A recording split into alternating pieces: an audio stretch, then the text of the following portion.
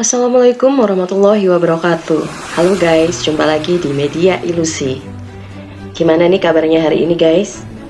Semoga semua sehat-sehat aja ya. Sebelum lanjut ke pembahasan kita, aku pengen nanya dulu nih ke kalian.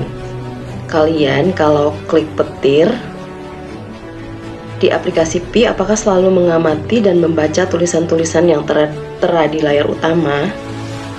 Kalau misalnya iya, berarti pasti kalian udah tahu kalau di layar utama aplikasi Pi itu tertera mainnet migration in progress, dan di bagian bawahnya terdapat tulisan kecil yaitu mainnet, QIC, dan SDK.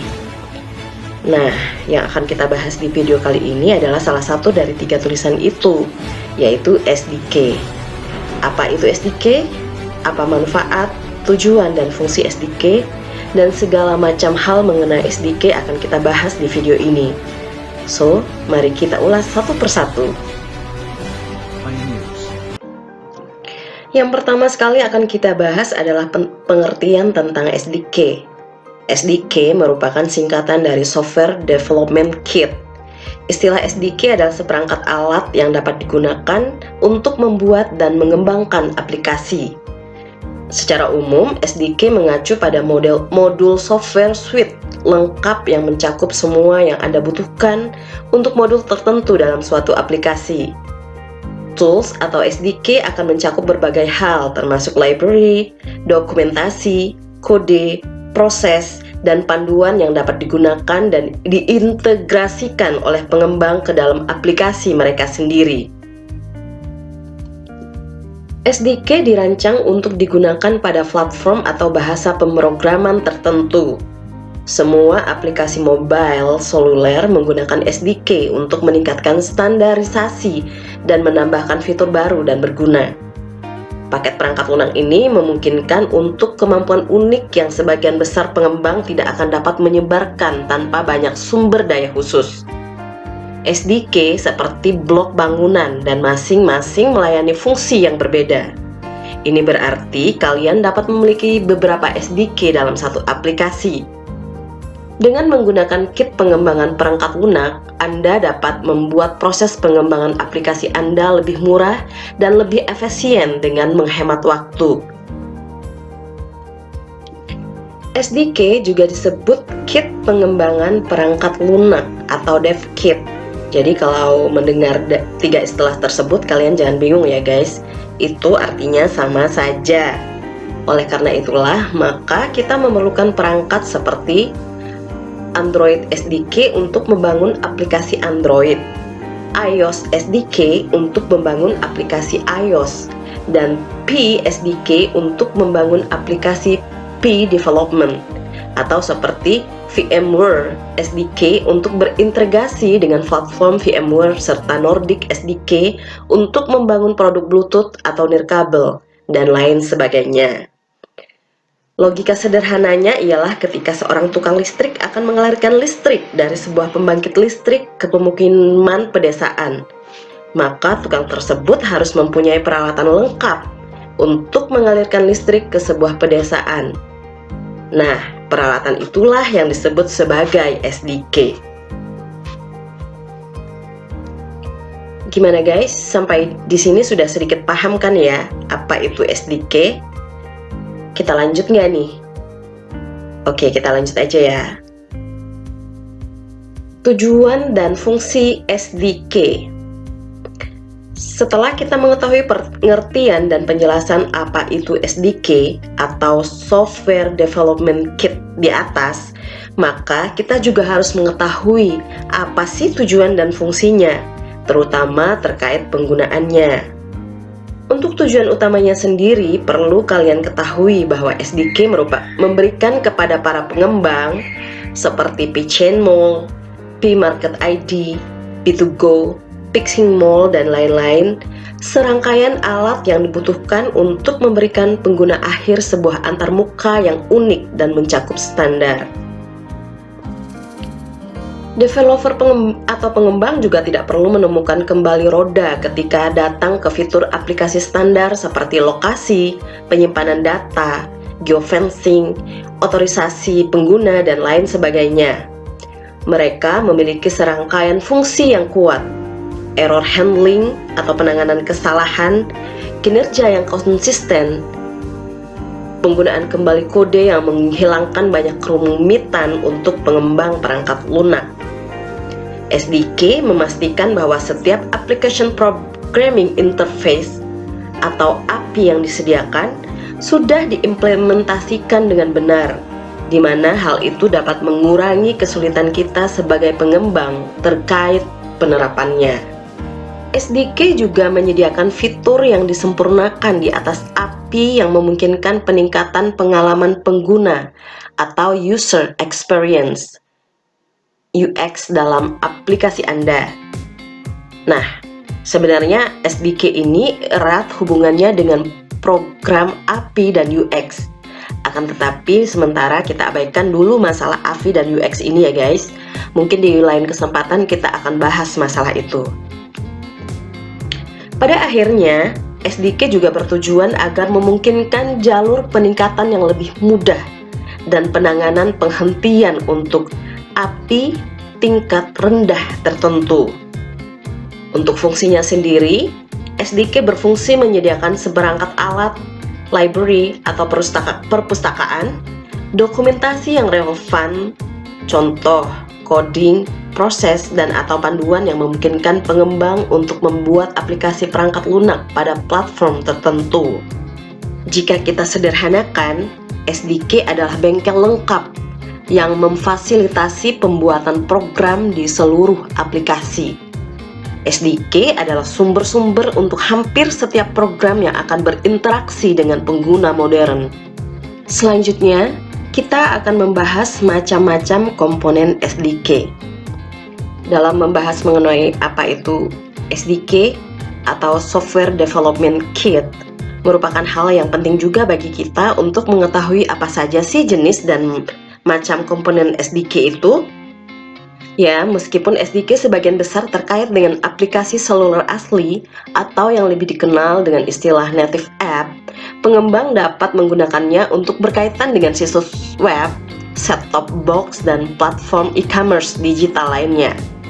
SDK mencakup dokumentasi, antarmuka pemrograman aplikasi atau API, sampel kode, library dan progress, serta panduan yang dapat digunakan dan diintegrasikan oleh pengembang ke aplikasi. Pengembang dapat menggunakan SDK untuk membangun dan memaintenance aplikasi tanpa harus menulis semuanya dari awal. Makanya guys, harap bersabar dan tunggu aba-aba dari core team ya. Jangan keburu nafsu untuk membelanjakan koin Pi kalian, karena kunci dari sistem jual beli yang akan kita lakukan nanti nyawanya ada di SDK ini.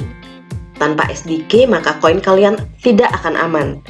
Contohnya di beberapa kasus kemarin, koin Pi hilang entah kemana, karena yang kehilangan koin tersebut sembrono dalam mentransfer koin. Sekali lagi ya, aku ingatkan kepada kalian dan juga diriku sendiri untuk jangan sembrono dan tunggu SDK diselesaikan oleh core team. Secara khusus, macam-macam komponen utama SDK meliputi: yang pertama, libraries atau API. Ini merupakan potongan kode yang telah ditentukan sebelumnya yang memungkinkan pengembang melakukan tugas pemrograman umum pada platform. Yang kedua, Integrated Development Environment atau IDE adalah editor visual yang membantu pengembang mendesain dan menata elemen grafis seperti kotak teks dan tombol. Ini umum dalam perangkat pengembangan perangkat lunak seluler, misalnya IDE Apple, Xcode, berisi serangkaian alat pengembangan perangkat lunak untuk membantu pengembang membuat perangkat lunak untuk Mac OS, iOS, iPad OS, Watch OS, dan TV OS. Utilities dan alat lainnya, yaitu alat untuk membantu pengembang melakukan tugas seperti debugging, membangun, compile atau running, dan testing untuk menguji aplikasi mereka. Sekarang kita lanjut bahas tentang manfaat SDK ya guys. Agar lebih memahami tentang arti SDK, pastinya kita juga harus mengetahui apa saja sih manfaat atau keuntungan serta kelebihan dari SDK ini, bukan? Ya, apapun jenis aplikasi yang Anda buat, SDK menyediakan layanan vital untuk kemudahan dalam pengembangan dan waktu memasarkan. Mereka menyediakan fungsionalitas yang meningkatkan pengalaman pengguna dan paket umum untuk mengatasi kasus penggunaan yang terbilang khas. Adapun beberapa manfaat utama SDK yang harus kalian ketahui adalah sebagai berikut. Yang pertama, integrasi lebih cepat. Manfaat yang pertama adalah integrasi yang lebih cepat. Jika Anda mencoba untuk menutup lebih banyak kesepakatan, memiliki SDK seluler mempercepat semua penawaran ini. SDK Anda akan membantu mempersingkat siklus jual beli karena membuatnya lebih mudah diintegrasikan dengan tumpukan teknologi yang ada. Manfaat yang kedua, pengembangan efisien. Manfaat selanjutnya adalah development atau pengembangan yang efisien. Ketika Anda mempertimbangkan fakta bahwa rata-rata aplikasi Android akan menggunakan sekitar 18.2 SDK, third party atau pihak ketiga bahkan lebih banyak jika aplikasi Anda adalah sebuah permainan atau game. Pastinya Anda akan segera melihat bahwa tidak ada pengembang perangkat lunak yang memiliki waktu untuk mengetikkan kodenya di setiap alat tunggal, dan SDK inilah solusinya. Yang ketiga, peningkatan reach atau jangkauan.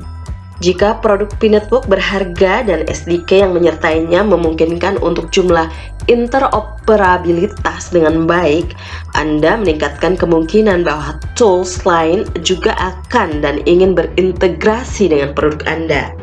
Hal tersebut tentunya mengarah ke lebih banyak paparan untuk merek Anda dan tentunya meningkatkan reach atau jangkauan Anda. Yang terakhir adalah kontrol brand. Untuk mengurangi risiko dengan SDK, kamu memiliki kontrol yang lebih baik atas elemen user interface atau UI-mu yang muncul di aplikasi lain. Ini memungkinkanmu menentukan tidak hanya bagaimana produk di market terintegrasi dengan aplikasi lain, tetapi juga tampilannya. Semuanya dapat dilakukan sambil memastikan fungsi yang paling kritis tetap aman dari gangguan dan yang mungkin berpotensi merusak pengalaman para pioneers. Karakteristik SDK. Terkait penjelasan tentang SDK di depan, agar lebih mengenalinya, penting bagi kita untuk mengetahui seperti apa sih karakteristik dari DevKit ini.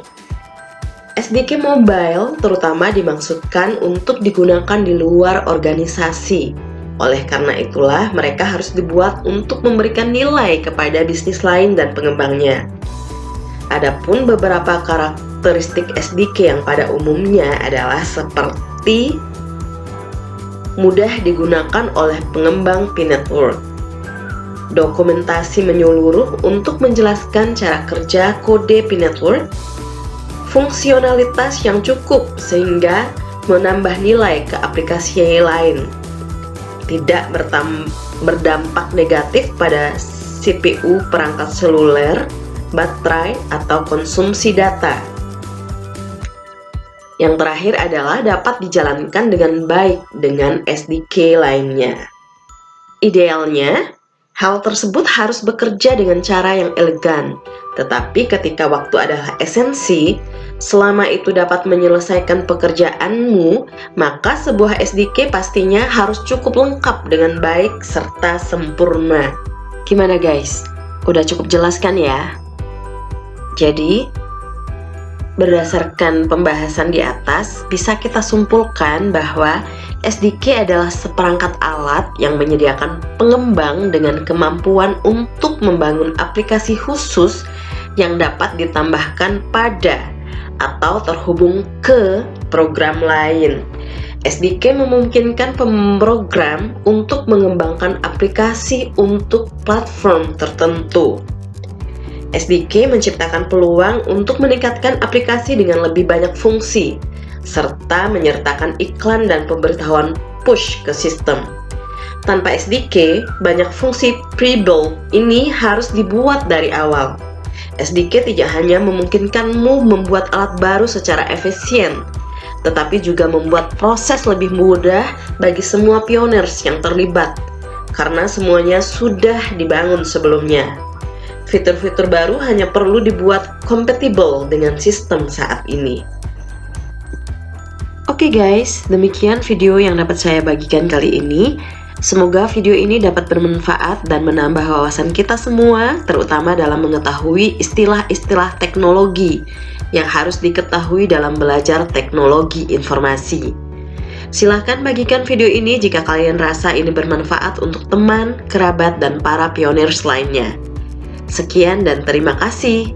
See you on the next video. Bye-bye.